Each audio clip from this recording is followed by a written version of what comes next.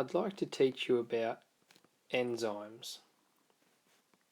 So we're learning about the digestive system at the moment, and you will have read time and time again that part of the chemical digestion in the digestive system is using these things called enzymes that help you to digest your food. So what exactly are enzymes? By definition, an enzyme is an organic catalyst. It's organic because it's made of organic things, carbon, hydrogen, oxygen. And it's a catalyst because that word there means to speed up chemical reactions.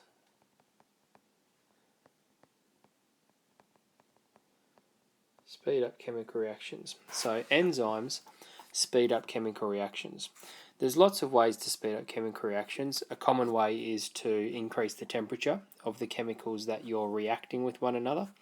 However, in the human body, where we have to maintain a constant temperature of about 37 degrees, heating us up is not an option. So we have to have other ways to speed up chemical reactions, and enzymes are the things that do it for us. So what exactly is a chemical reaction? You guys will be pretty familiar with this because we've just learnt it. Basically, it's when you take some reactants and you convert them through chemical change into certain products.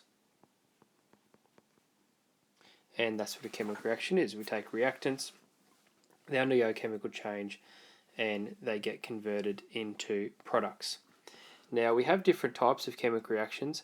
Sometimes a chemical reaction can take smaller reactants and change them into one larger product.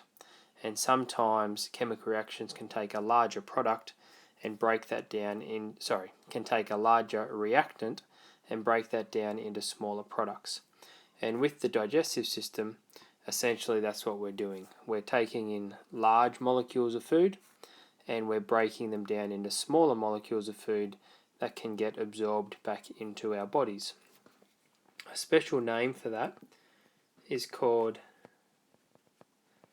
a catabolic reaction. So catabolic reactions take larger reactants and break them down into smaller products. So for example, let's say you consume a sandwich.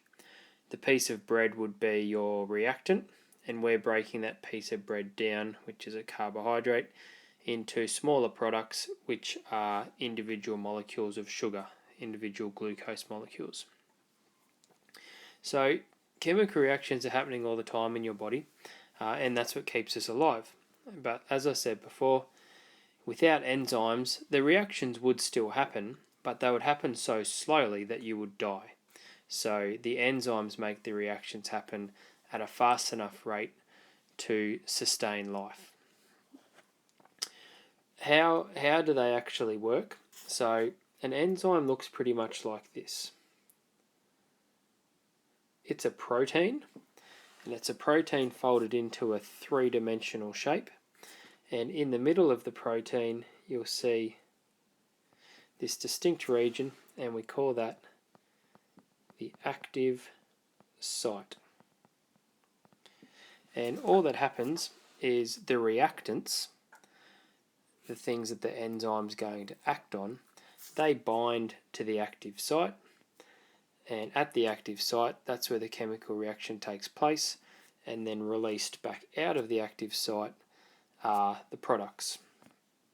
So for example, let's say here's our reactant, and when we're talking about enzymes, we call our reactant our substrate.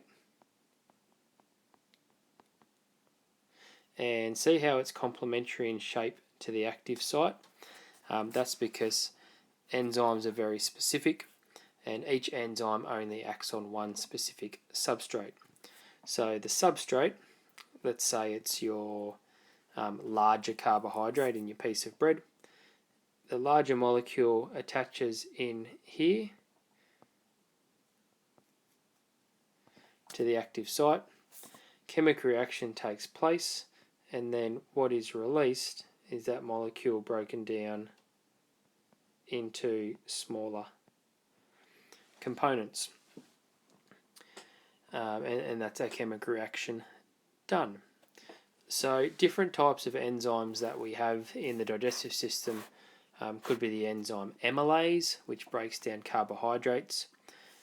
If this enzyme here was amylase, then the substrate would be a type of carbohydrate, and the products released would still be carbohydrates, but they would be smaller molecules of the carbohydrate.